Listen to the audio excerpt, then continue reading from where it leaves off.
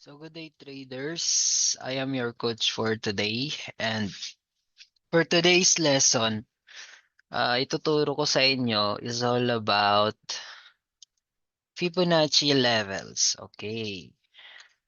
Fibonacci levels. So, ano nga bang guys?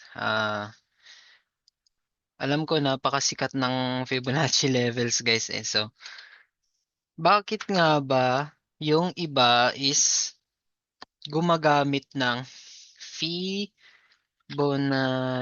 levels or Fibonacci retracement. Kasi guys, yung Fibonacci levels guys, hindi pa tayo nagsisimula nag-trade. Noon, meron na talagang Fibonacci levels. So ito yung mga tinitingnan as I say ng mga ah, professional traders kung paano sila mag-trade sa market. Sila yung mga master traders or sila yung mga may kakayahang i-push yung market or ibaba yung market. And they are using Fibonacci levels. Alright, so yung Fibonacci levels guys, makikita natin siya in the left corner of our trading view, which is this one. Ito, Fibonacci retracement. Kung makikita nyo to, i-click nyo lang to and then pwede nyo siyang i-drag kahit saan. Ayan. Ayan. So, yung settings guys ng paggagamit ko ng Fibonacci levels, pwede natin siyang i-reset.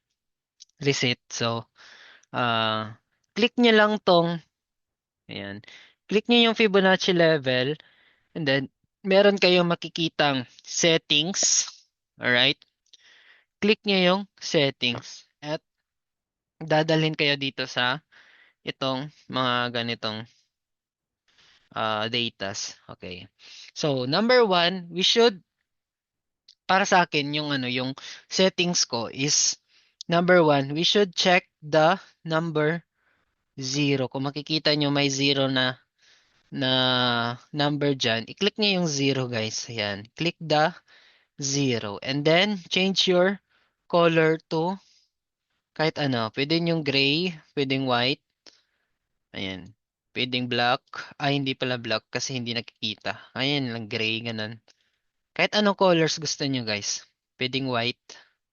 Alright. For me, for gray. And then next is the 0.5.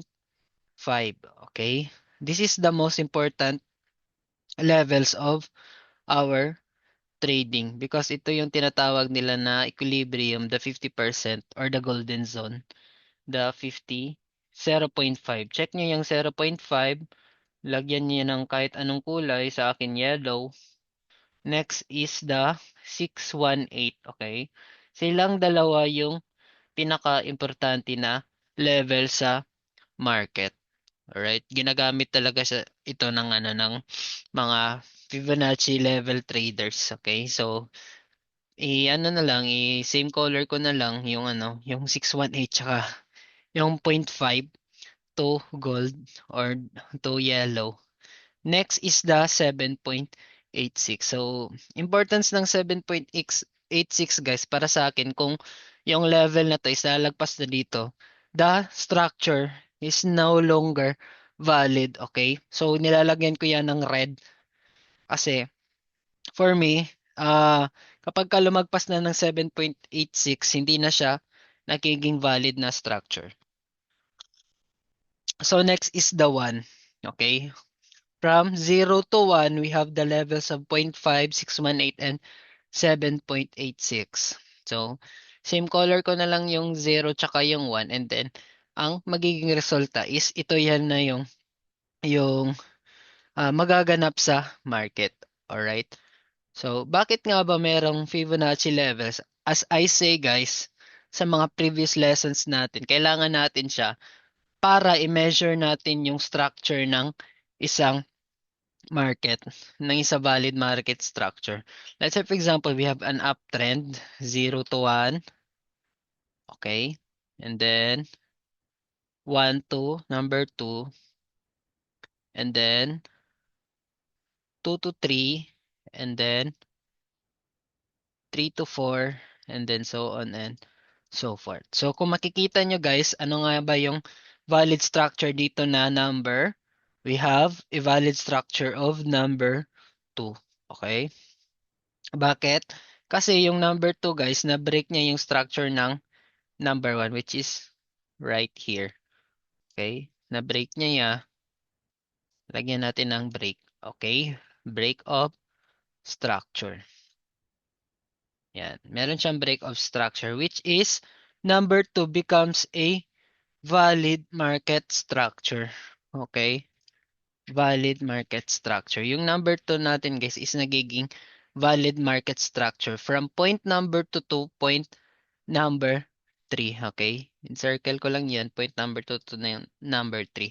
That is our valid market structure. And then, next one, kapag ka meron tayong valid market structure, ano nga yung gagawin natin? I-measure natin yung structure na yun. Kung nasaan yung premium tsaka yung discounted levels niya. Okay? Click natin yung Fibonacci retracement. Okay? From point number 2, which is right here, to point number 3. Okay? Yan. So, kung makikita nyo guys, the zone of 0.5, this is our golden zone. Okay? 0.5 and 0.618.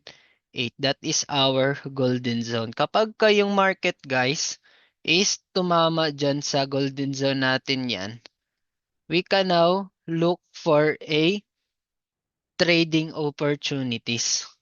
Bakit? Kasi yung 0.5 guys, that is our equilibrium and the 618 is our discounted areas. Okay, so kung makikita nyo, we have right here, yan, meron tayong, and the 50% is right here. Okay, so di-delete ko yung Fibonacci levels na yan. Okay, so that is our level. The top one right here is the premium, and this one will be our discounted levels. Okay? Let's say for example, lalagyan ko dito, we have a discount area. Discount area. And then, in the upper part, we have the premium area. Meaning, ito yung pinaka-mahal. So, na-explain ko na ito nung previous lessons. So, the center will become our equilibrium, the 50%. This is our 50% level. 50% level. Okay, so meaning below the zone guys, we'll be looking for buys only. And then above the zone, we will be looking only for selling opportunities. Alright? So, kapag ka na-mark natin yan, from point right here, point right there. So, makikita natin na below the zone is the golden zone, 618. Okay? Kasi baba siya sa 50%. Makikita natin tong yellow line na yan. That is our golden zone, 618. So, others may trade in that particular area, targeting the liquidities above. Okay? So, ano lang, pag studyhan nyo lang yan guys, yung yung levels na yan. And then ipapakita ko sa actual trading sa chart kung gaano nga ba siya ka-effective. Okay? So, first things first, kailangan natin maghanap ng isang valid market structure. Alright? So, let's say for example in this mark right here, yan. We have clearly a downtrend movement. Meron tayong downtrend na movement guys, 'di ba? Okay. Kung makikita niyo yan siya, isa siyang malaking move downward. Okay. So that is our point number one. So we will now mark the highs and lows of the market. So from point right here, kung makikita niyo meron tayong 1, 2, we have 3, we have 4, we have 5, right here, and then so on and so forth. So, imamark natin yan sila. Lalagyan natin siya ng 1, 2, we have 3, 4, 5, so on and so forth. Yan. Okay?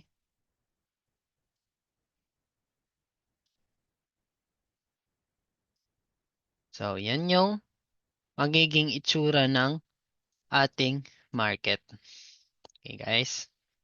So, ngayon na, makikita natin guys na meron na tayong linya and then we will now identify the valid market structure points. Okay? Oh. So, number one. Okay, tingnan natin yung number one guys. Number one structure. Gumawa siya ng downtrend but the structure below did not break. So, meaning guys, the structure number one is now a valid structure? Hindi. Hindi. Kasi hindi niya na break yung lowest point of the previous structure. Okay? So, number one is not a valid market structure. So, lalagyan natin siya ng X. Okay? Kasi hindi siya valid eh. And then, point number two, guys. Tingnan natin yung structure number two. Gumawa siya ng uptrend. But, the structure of number one did not break the structure. Okay? So, meaning, guys, that number two is not a valid market structure. So, meaning, hindi siya valid and wala tayong dapat i-mark na level sa number 2 kasi kailangan lang natin is a valid market structure. Okay, tingnan natin yung number 3. Number 3 is now going down and then na-break ba niya yung previous structures natin which is the number 2? Yes or no? Yes, na-break niya. Okay. So meaning guys, we have now a valid market structure. Yay! Meron na tayong valid market structure which is the number 3. So, okay na. Meron na tayong valid market structure. Ano yung next na gagawin natin? Kasi meron na tayong valid market structure. We will now measure the equilibrium of this structure. Okay, click natin yung Fibonacci retracement, guys. Click natin yung high of the number 3 to down. Okay. Tingnan natin yung ano niya, ano niya. Ayan. Okay. So, we can now determine that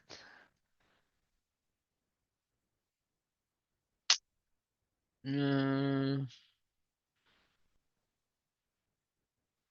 yan. Para mas malaki, para mas kita, guys. Because we have now clearly on a downtrend, meron tayong downtrend, guys. Downtrend. Kailangan natin maghanap ng sells. Okay. Selling. Kasi nga, nasa downtrend tayo, bakit tayo maghahanap ng buying opportunities if the structure is telling us to go short? Alright? So,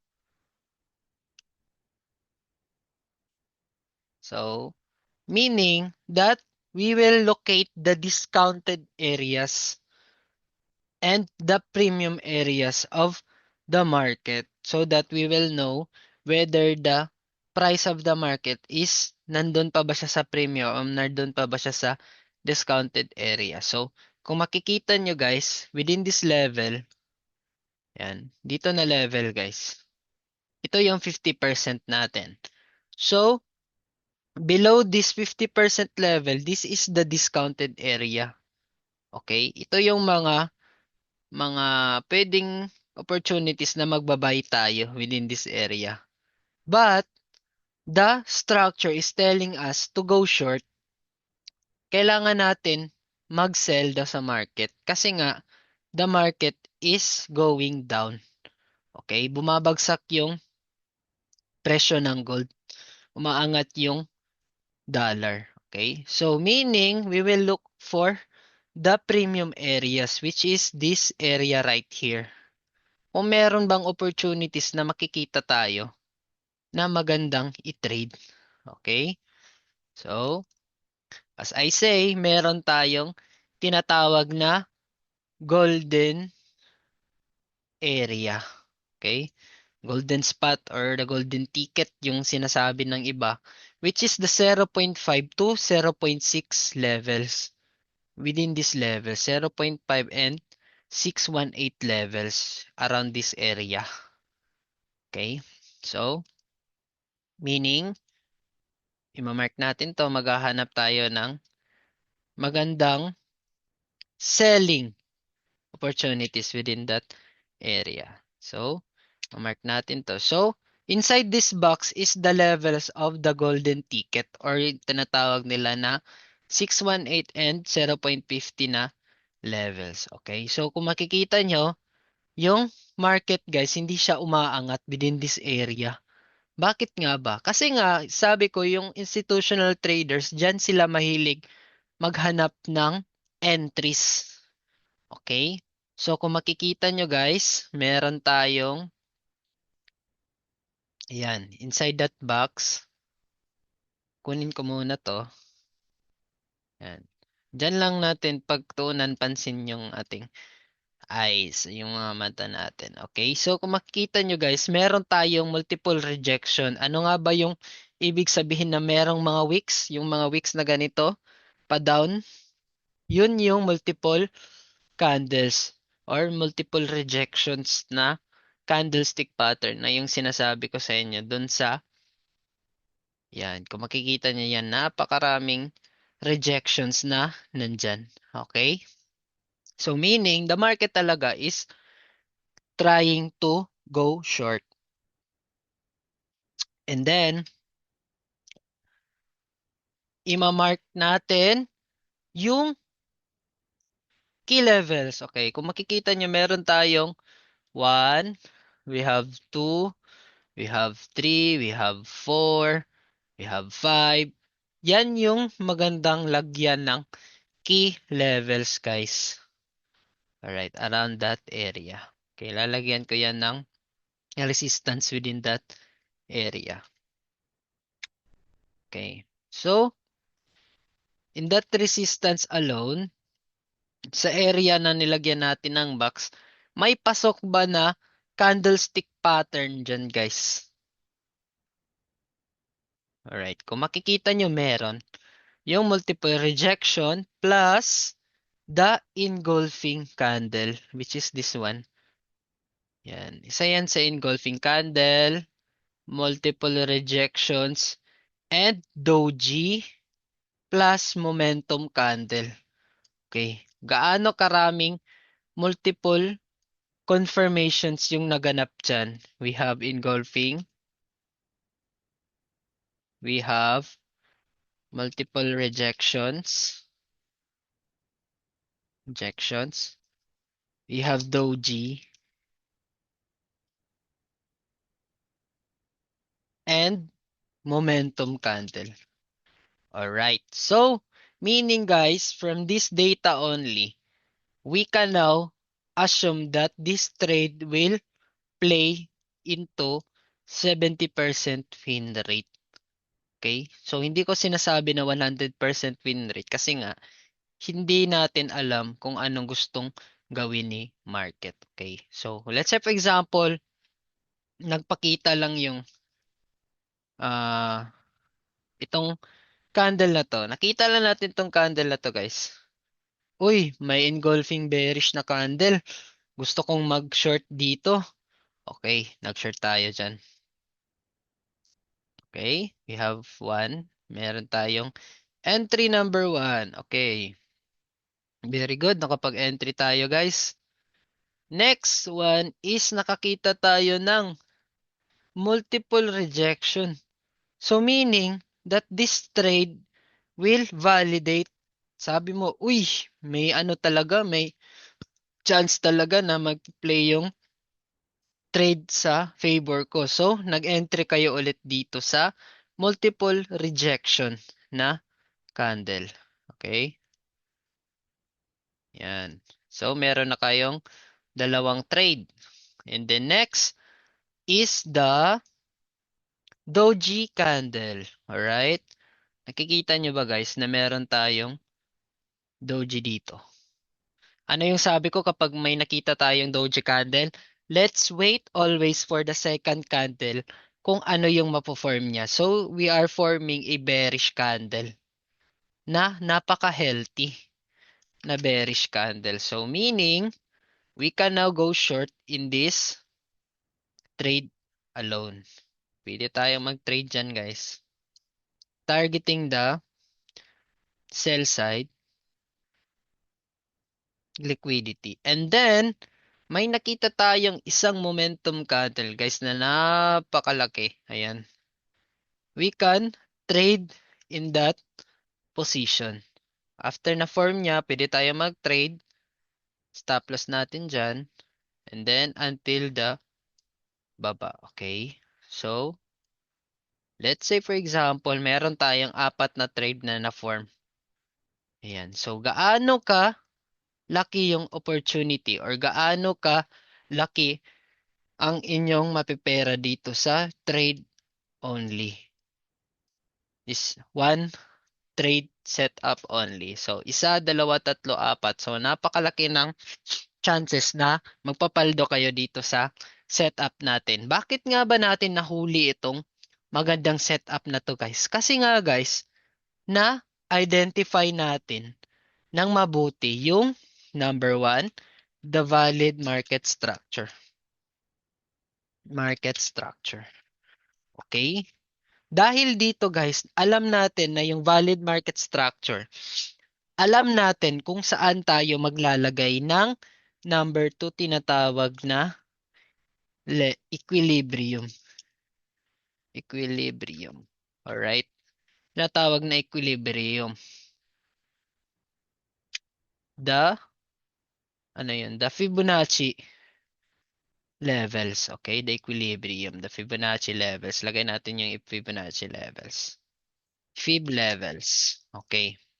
Dahil dyan guys, ito lang yung mga pointers natin. Alam na natin kung saan gagalaw yung market dahil dito. Because of this reason. Alright? So, napakaganda ng ano natin, napakaganda ng lesson natin for today kasi nakukonect natin lahat yung mga itinuro ko sa beginner's course dito sa intermediate courses natin. So, kapag kaalam na natin yung mga dapat nating tingnan sa mga valid market structure, doon na natin isasabay yung support and resistance, the trend line, and lastly, the candlestick formation. Yan. Yun lang guys. Yan. Yan lang sila guys. Yan lang na combination guys. Malayo na talagang mararating nyo guys. Promise. Yan lang yung ginagamit ko sa pagtitrade. As simple as that. Wala nang maraming churba-churba dyan guys na ano. The simpler the better. So, kung nagandahan kayo sa lesson natin, i-review nyo lang guys ng i-review para ma-master nyo to. Anyways, ito namang video natin is free naman. Kahit kailan gusto nyong i-play, pwede naman.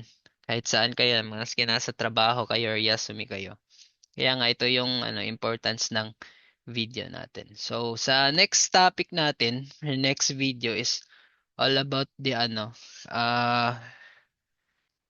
order block. So napakaganda ng order block natin guys. I-explain ko yan sa inyo sa next video. So for today's video muna, ito muna, and hopefully meron kayong natutunan sa video natin. So maraming salamat sa pakikinig. See you in the next video.